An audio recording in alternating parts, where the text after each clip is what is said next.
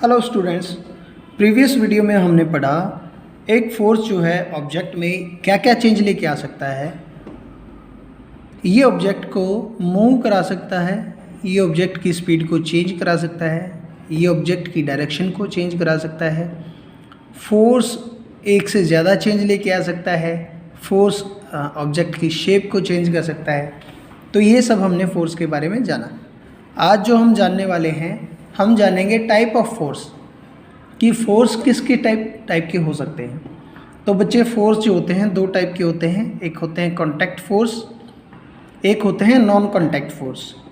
ठीक है, तो कॉन्टैक्ट फोर्स के बारे में पढ़ेंगे। कॉन्टैक्ट फोर्सेस में दो एग्जाम्पल हैं, एक मस्कुलर फोर्स होते हैं और एक फ्रिक्शन फोर्स होता है।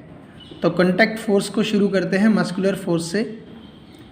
क्या आप अपनी बुक को उठाते हैं जब आपकी टेबल से बगैर टच किए उठा सकते हैं क्या इसको? या फिर बकेट ऑफ वाटर को आप बगैर टच किए उठा सकते हैं? या एक chalk, even a chalk small, कुछ भी छोटी चीज़ आप उसको बगैर टच किए उठा नहीं सकते हैं। तो इन सब के लिए बच्चे कॉन्टैक्ट ज़रूरी है। जब हम उस बुक को अपने हाथ में लेंगे हम तभी उठा सकते हैं, जब हम इस पेन को अपने हाथ से पकड़ेंगे तभी उठा सकते हैं। और जो पानी की बकेट है या भारी चीज़ें हैं या फिर जो डेली के हमारे एक्टिविटीज़ हैं, जो भी हम काम करते हैं, चलना फिरना, एक्सरसाइज करना, ये सब चीज़ें, ये क्या है? एक तरीके की मस्कुलर फोर्स है। तो जो भी काम हम कर रहे हैं वो पावर कहाँ से आ रही है? वो सारी पावर, वो पानी की बकेट उठाना, वो वज़न उठाना, उस टेबल को धक्का दे देना, ये सब कहाँ से आ रहा है बच्चे? ये आ रहा है हमारे शरीर की एनर्जी, जो कि मस्कुलर फॉर्म में आती है। तो the force resulting due to the action of muscles is known as the muscular force. तो जो हमारी मसल्स ने जो फोर्स लगाई है उस फोर्स को मस्कुलर फोर्स कहेंगे। ठीक है, the force resulting due to the action of muscle is known as the muscular force.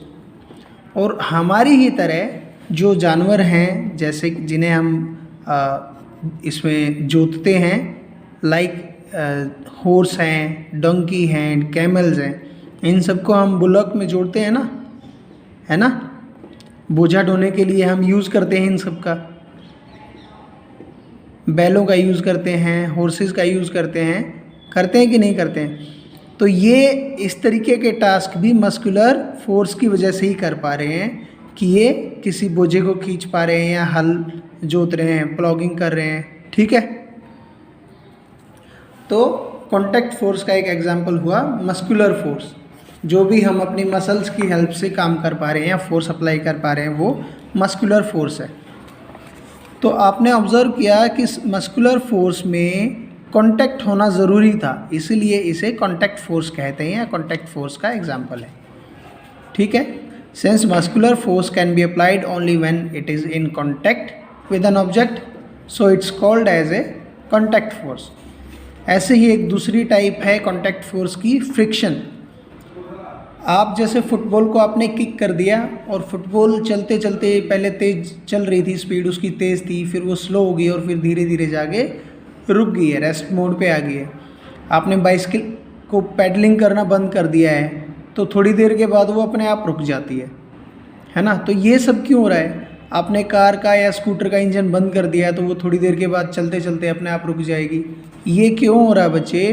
कहीं ना कहीं कोई फोर्स अप्लाई हो रही है जो इन ऑब्जेक्ट्स को रेस्ट मोड पे लेके आई है। तो ये जो फोर्स अप्लाई हो रही है, जो इनको रोक रही है, इनके स्टेट ऑफ मोशन को चेंज कर दिया है, इनकी स्पीड को डिक्रीज़ कर दिया है, वो फोर्स है बच्चे frictional force. The force responsible for changing the state of motion of A object in all these example is the force of friction. तो ये जो भी मैंने आपको एग्जाम्पल दिए, इन सारे एग्जाम्पल्स में जो फोर्स अप्लाई हो रही है, काम कर रही है और उन ऑब्जेक्ट्स को रोक रही है, उनकी स्पीड को डिक्रीज़ कर रही है, वो फोर्स ऑफ फ्रिक्शन है बच्चे। It is force of friction between the surface of the ball and the ground. तो जो बॉल है और जो ग्राउंड है, जिस ग्राउंड के ऊपर वो फुटबॉल चल रही थी, उन दोनों के सरफेस के बीच में ये फ्रिक्शनल फोर्स आई है। सेम ऐसे ही पानी पे हम किश्ती चलाते हैं और अगर हम उसको बंद कर दें, किश्ती के या तो इंजन को बंद कर दें या फिर उस पर रोइंग करना, चप्पू चलाना बंद कर दें, तो क्या होगा, वो रुक जाती है, क्योंकि बोट और पानी के बीच में जो फोर्स आ गई है, जहाँ पे कांटेक्ट हो रहा है, वो फ्रिक्शनल फोर्स है और उसको आगे जाने से रोक रही है। ठीक है। The force of friction always act on the all the moving object and its direction is always opposite. तो फोर्स ऑफ फ्रिक्शन की बच्चे जो डायरेक्शन है वो हमेशा अपोजिट होती है।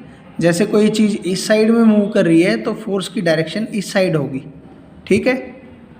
तभी तो चीज़, जो भी ऑब्जेक्ट है, जैसे साइकिल चल रहा है, जैसे मेरा पेन चल रहा है, मैं पेन को ऐसे यहाँ से धक्का दे के छोड़ दूँ तो ये अपने आप क्यों रुक जा रहा है? पेन को तो मैंने इस साइड धक्का दिया है, ये देखो, पर ये रुक गया है। क्यों रुक गया है? क्योंकि पेन उधर जा रहा था, बट एक फ्रिक्शनल फोर्स जो पेन और इस बुक के सरफेस जहाँ पे कांटेक्ट हो रखा है आपस में, है ना, तो एक फ्रिक्शनल फोर्स आ गई है, वो इसको अपोजिट डायरेक्शन में इसको रोक रही है, इसको उधर जाने से रोक रही है। ये देखो। ठीक है। तो कांटेक्ट फोर्स में बच्चे दो तरीके की फोर्सेस होती हैं। मस्कुलर फोर्स, जो हम अपनी मसल्स से जो एनर्जी यूज़ करते हैं, जो फोर्स लगाते हैं, और दूसरी है फ्रिक्शनल फोर्स, जो दो बॉडीज़ के कांटेक्ट में आने पर उनके सरफेसेस पे लगती है और अपोजिट डायरेक्शन में लगती है मोशन के। मोशन इसका इस साइड में हो रहा है और फ्रिक्शन इस साइड में, अपोजिट साइड में लग रही है। ठीक है। अब नेक्स्ट वीडियो में जो हम पढ़ेंगे वो पढ़ेंगे non contact forces. Non contact forces में आती हैं मैग्नेटिक फोर्स आएगी, इलेक्ट्रोस्टैटिक फोर्स आएगी, ग्रेविटेशनल फोर्स आएगी, वो हम नेक्स्ट वीडियो में कवर करेंगे। तो पढ़ाई करते रहें। Bye bye.